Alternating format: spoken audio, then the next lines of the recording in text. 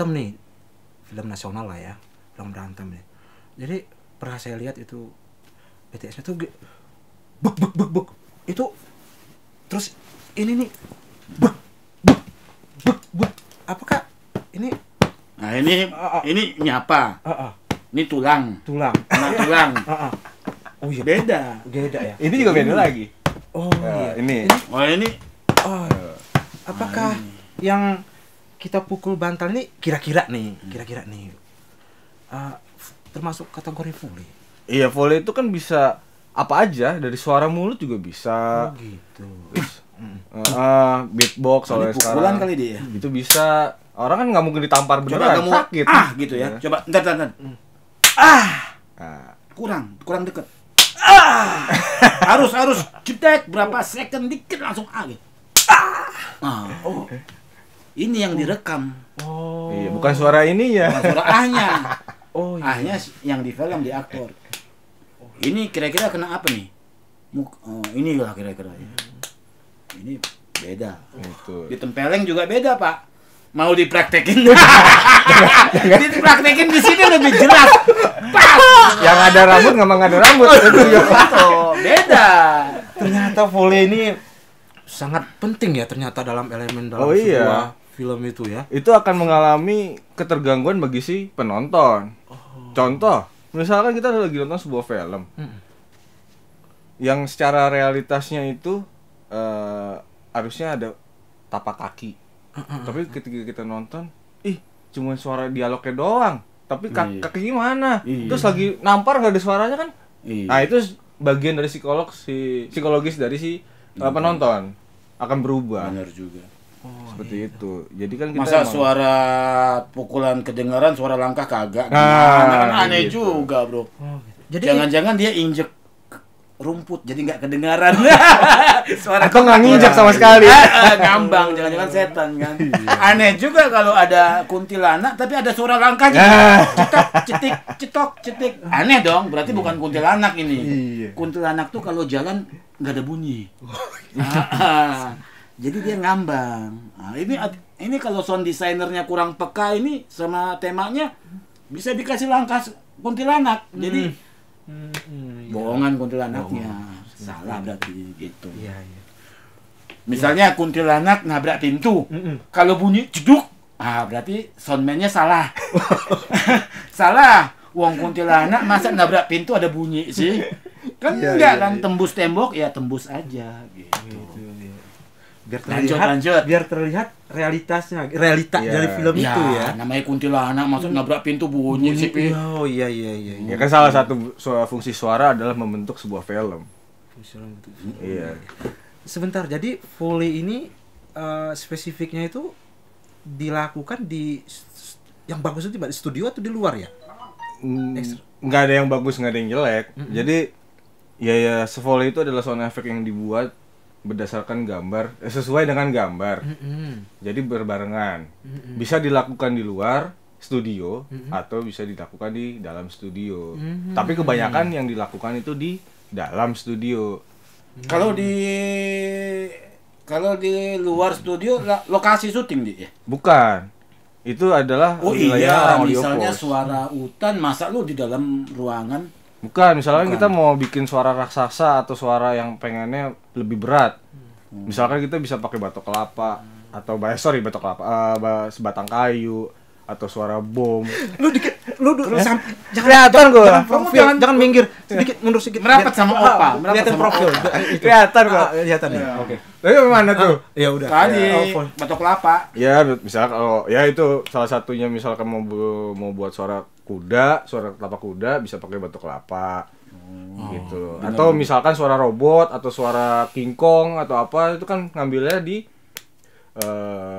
di luar. Nanti diedit sama volley editor. Karena kan yang bekerja juga banyak gitu loh. Ada volley artis. Pelakunya itu namanya volley artis. Terus yang merekam volley recordis. Iya, pelakunya volley artis. Gitu. Disebut artis juga dia, Di. Ya artis. Seleb juga ya. Seleb. Ternyata peran dalam film itu di luar itu, Bang, ternyata banyak orang-orang yang tidak terlihat ya untuk mempercantik ya film itu, memperbagus itu. Ternyata banyak ya peran-peran orang di Banyak. belakang itu Bukan yang luar berarti biasa. mereka nggak terlihat, bukan berarti mereka makhluk halus ya, bukan ya. Memang namanya aja yang nongol. Yang terlihat sekarang kan kita lihat kalau di frame itu kalau kita nonton kan pemainnya ya harus peran utamanya, ekstrasnya atau banyak sekali kan. Ternyata di belakang itu luar biasa ya peran-peran beliau-beliau ini di Nah, belakangnya. tapi ini buat ini aja sih sebenarnya edukasi aja. Beda, kita kan memahami paham Eropa dan Amerika. Nah, kalau di Amerika itu emang dikenalnya sebagai volley artist. Tetapi kalau di Eropa kebanyakan itu menyebutnya volley walker. Pekerja. Iya, walker, pekerja. jalan. Oh, jalan. Ya. Sponsor. Tit. Nah, menggunakan biasanya itu lebih kayak apa ya? Kayak misalkan buat footstep itu juga berbeda. Kebanyakan dari Eropa itu dia menggunakan satu kaki. Nah, kalau dari Amerika menggunakan dua kaki. Maksudnya gimana? Ya pakai satu aja. Satu gitu buat footstep. Kebanyakan buat footstep tuh satu. Kalau Amerika ya dua-duanya. Mungkin nanti ada insert-insert yang dimasukin biar lebih penonton lebih jelas gitu. Karena aku belum lihat insert-insertnya, jadi aku paham. Oke. Dibayangin aja. Oke, nanti abisnya aku nonton juga Iya, harus tayangan nonton. ini. Jadi Jangan aku lupa bisa di lihat. saprut deh. Saprut. Iya, saprut ya. Cuprip. Iya. Footstep. Tapi Jadi ini pajangan atau bisa diminum nih kira-kira? oh bisa bang, Bisa bisa. ya? Sebenarnya gua punya dari itu bang. Kalaupun aku datang tidak disoangin kopi, gimana ini? Tapi nggak apa-apa. Oke, Ini properti loh. Oh, iya.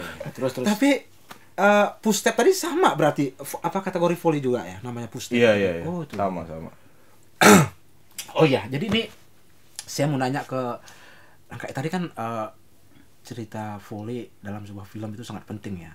Ini ada nih ada Bang Ete nih, seorang dokumentaris dalam itu kan film fiksi kebanyakan yang saya tahu nih footstepnya itu film fiksi, film-film tapi kalau dalam dokumenter itu sendiri nih, ini kebetulan langsung pada orangnya nih. Langsung pada orangnya ini nih, pengalaman yang sudah 3 film film dokumenter panjang lagi, bukan pendek, panjang banget deh pokoknya. Apakah Bang Ete sendiri nih ada nggak sih dalam 3 film itu tadi volley gitu? Ini melakukan volley dalam film abang di dokumenter itu. Kebetulan ini nih ketemu ini. Kita buka rahasianya. Ayo harus ngaku. Ini berdua gua nggak tahu. Bros. Dokumenter tuh sound harus penting. Oh gitu. Contohnya apa? Banyak film dokumenter itu basicnya wawancara. Ya, makanya sound itu penting. Yang kedua, basicnya itu narasi, ada narasinya. Kan penting berarti sound. Iya. Dalam dokumenter. Iya, penting. Nggak mungkin di ADR juga sih ya. Nggak mungkin ini juga, nggak mungkin dianggap remeh juga sound. Ya toh? Nah, sound itu dalam film-film yang pernah gua bikin, ya, karena gua tahu canggihnya sound itu, gua maunya volley. Banyak, hampir semua dia. Waktu monyet digantung yang jatuh di pohon, dia matahin ranting itu di sini. Bukan di sini, masih di sono studionya. Diperjelas. Nah, gitu. Yang di ini juga dia yang sabetin itu Rate. volley. Oh, volley ya. Oh, berarti dokumenter itu juga tidak luput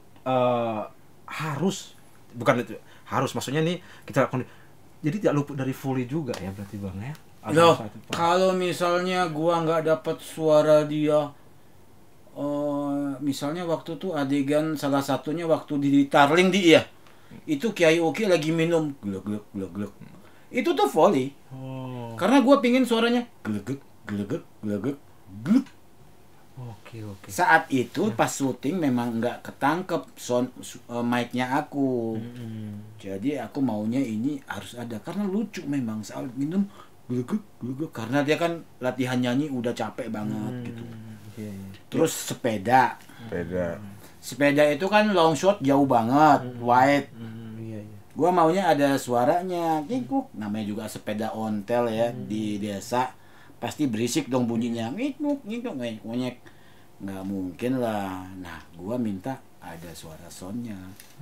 Nah, Foley itu juga sebenarnya emang ada beberapa informasi-informasi dari sang director juga yang ingin disampaikan kayak tadi contoh tadi.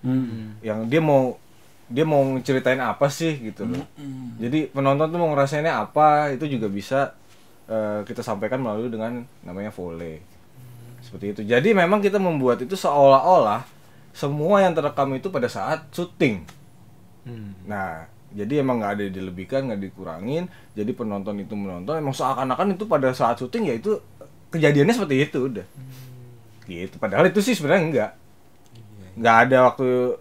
Bahkan terkadang pas kita lagi di pos, kita kerjain kayak misalkan Starling gitu. Mana ada Jaham misalnya pulang dengan lenggang ngakung. Karena apa? Ada efek yang ingin disampaikan bahwa lega nih ibaratnya. Ya ada tit gitu, lega gitu. Karena dia habis sebelumnya dia habis ngapain. Nah, itu sebenarnya tambahan-tambahan dari kita. Sebenarnya menggelitik loh kalau ada sound gitu, Gitu. lebih mendukung gambar ya.